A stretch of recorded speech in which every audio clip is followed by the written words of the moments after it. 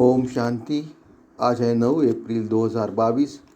आज हमारे प्यारे प्यारे बाबा हम प्यारे प्यारे बच्चों को मधुबन से प्रातः मुरली में आज ये मेन पॉइंट्स कह रहे हैं कि बाबा कहते हैं बाप हमें मनुष्य से देवता बनाने के लिए आए हैं, तो उनका शुक्रिया अदा करो, उनके श्रीमत पे चलो, सच्ची प्रीत उनसे निभाओ।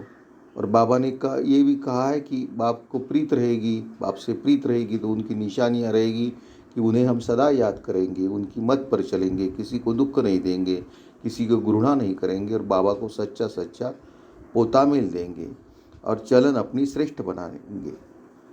आगे बाबा ने मेन पॉइंट में कहा है कि आपके छोटे छोटे जो पाप होते हैं, तो किसी की बुराई फैलाना, किसी की बुराई में हाँ करना, ये भी छोटे छोटे पाप है। तो इन पापों से मुक्त बनोगे तो आप सिद्धि स्वरूप बन जाएंगे।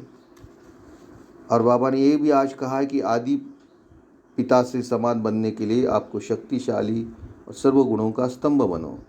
और बाबा ने आज ये भी समझाया है कि निराकारी दुनिया में रहने का स्थान आत्माओं का है और वो उसे निराकारी दुनिया कहते हैं। और आकारी दुनिया में ब्रह्मा विष्णु शंकर रहते हैं और साकारी दुनिया में हम मनुष्य रहते हैं। और उसको दो भाग है, एक सतयुग और कलयुग।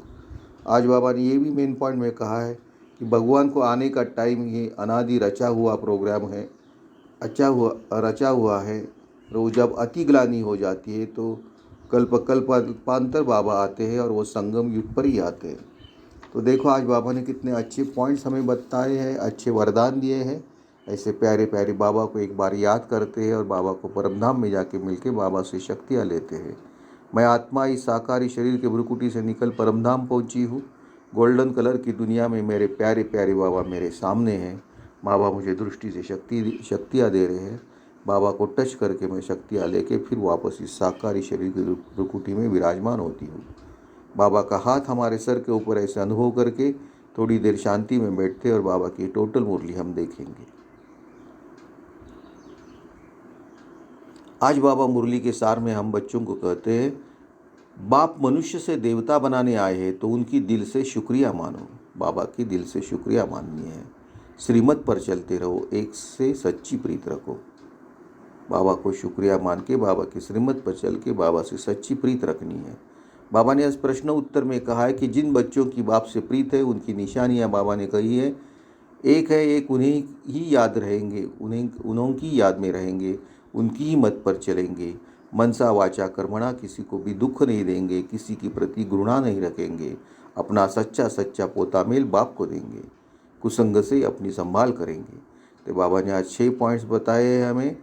एक बाबा से याद करना है, उनकी मत पर चलना है, किसको दुख नहीं देना है, किसी की घृणा नहीं करनी है, पोता मिल बाबा को सच्चा देना है और कुसंग से अपनी संभाल करनी है। आगे बाबा ने कहा कि फरमान है बाबा का, निरंतर मुझे याद करो, देही अभिमानी भव अथवा आत्माभिमानी भव। बाबा सुनाते हैं, घड़ी घड़ी बाप का शुक्रिया करता हूँ। बाबा आपने मुझे अंधियारे से निकाला है। बाबा के साथ हमारी प्रीत है और सबकी है विनाश काले विपरीत बुद्धि।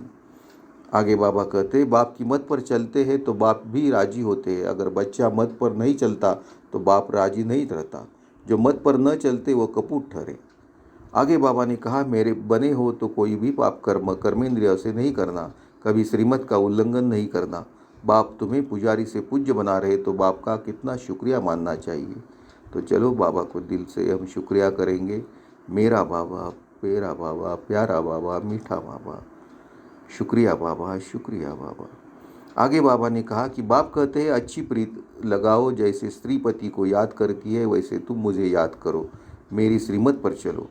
आगे बाबा ने कहा कि बाप के पास तो पूरा पूरा पोता में लाना चाहिए, मेरे को देने से तुम्हारा नुकसान नहीं होगा, वो तो सब पैसे आदि अपने काम में ले लेते हैं। मैं तो हूँ निराकार, तुम बच्चों के ही काम में लगाता हूँ। बाबा कहते हैं तुम जो हीरे जैसे बनते हो उन्हों की ये वैल्यू है। तुम जानते हो हम वर्थ पाउंड बन रहे हैं। बाबा कहते हैं कि एक घर में एक हाउस एक बगुला होगा तो खिटपिट जरूर चलेगी। यहाँ तो बगुले से किनारा होता है, मूत पलीती के हाथ का तुम खा भी नहीं सकते। परंतु बच्चों का बाप से इतना लव तो है ही नहीं है, इसलिए सोचते हैं कि पेट का कहाँ से भरेगा। आगे बाबा ने कहा, बाबा कहते खबरदार हो, विनाश काले पूरी प्रीत बुद्धि चाहिए। जितनी प्रीत बुद्धि होगी उतना बाप से वर्षा लेंगे। बाबा को और चक्र को याद करो, सुदर्शन चक्र फिराओ। हम लाइट हाउस है कि वो या हमारी नैया को पार ले जा रहा है। एक आँख में शांतिधाम और एक आँख में सुखधाम रहना चाहिए। तो देखो आज बाबा ने हमें कितने अच्छे पॉइंट्स दिए हैं, अच्छे वरदान दिए हैं। ऐसे प्यारे प्यारे बाबा को एक बार हम याद करते हैं और बाबा को परमधाम में जाके मिल के आते हैं। मैं आत्मा इस साकारी शरीर के भ्रुकुटी से निकल परमधाम पहुंची हूँ। मेरे प्यारे प्यारे बाबा मेरे सामने हैं। बाबा मुझे दृष्टि से सब शक्तियाँ दे रहे हैं। बाबा को टच करके मैं सब शक्तियाँ लेके फिर वापस इस साकार शरीर के भ्रुकुटी में विराजमान होती हूँ। बाबा का हाथ हमारे सर के ऊपर है। ऐसे अनुभव करके थोड़ी देर शांति में बैठते हैं और बाबा जो धारणा और वरदान देते हैं वो धारण करेंगे।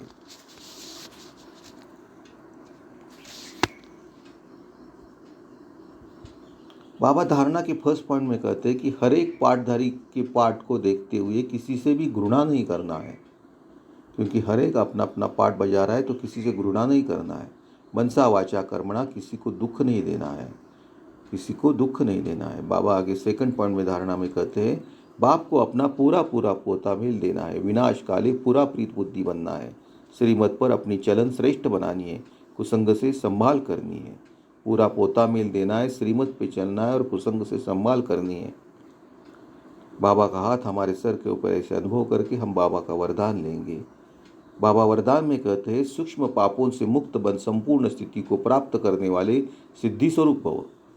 बाबा वरदान के एक्सप्लेनेशन में कहते हैं कई बच्चे वर्तमान समय कर्मों की गति के ज्ञान में बहुत ईजी हो गए हैं, इसलिए छोटे छोटे पाप होते रहते हैं।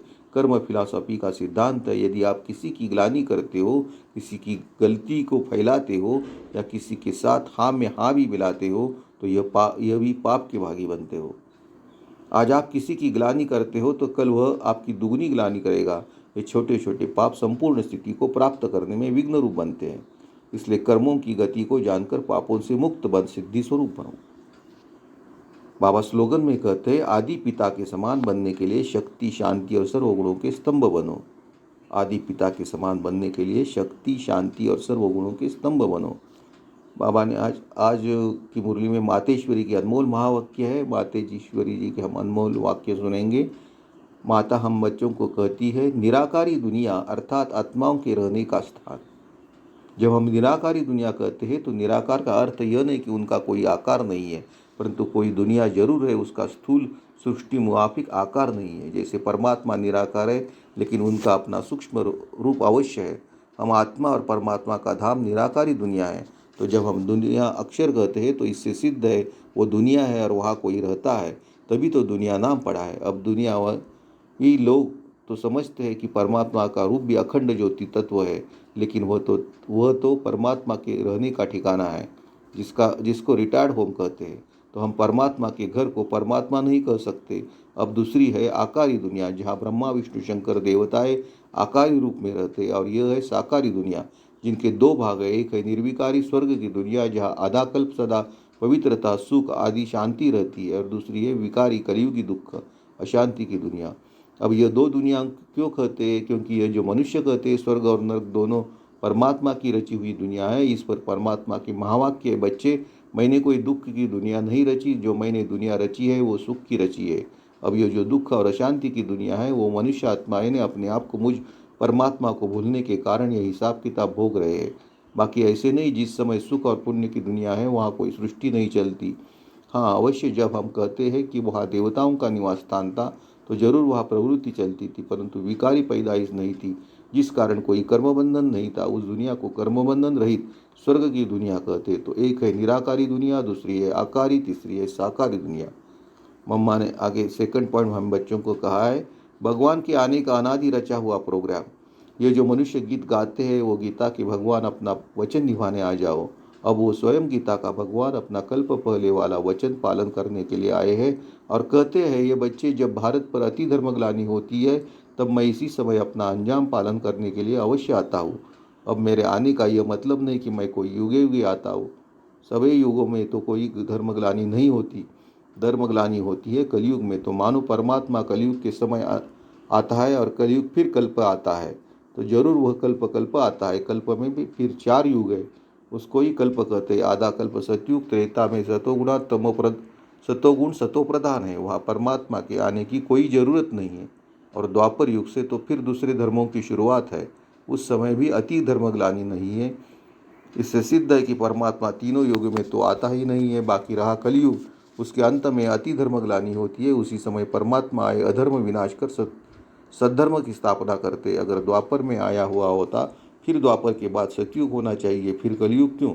ऐसे तो नहीं कहेंगे कि परमात्मा ने घोर कलयुग की स्थापना की। अब ये तो बात नहीं हो नहीं सकती। इसलिए परमात्मा कहते मैं एक हूँ और एक ही बार एक आए अधर्म का विनाश कर, कलयुग का विनाश कर सतयुग की स्थापना करता हूँ। तो मेरे आने का समय सिर्फ संगम युग है। अच्छा, ओम शांति। तो देखो आज बाबा ने कितने हमें अच्छे पॉइंट्स बताए हैं, अच्छे वरदान दिए हैं। ऐसे प्यारे प्यारे बाबा को हमें एक बार दिल से याद करना है। मेरा बाबा प्यारा बाबा, मेरा बाबा प्यारा बाबा। ओम शांति। बाप दादा को समर्पण।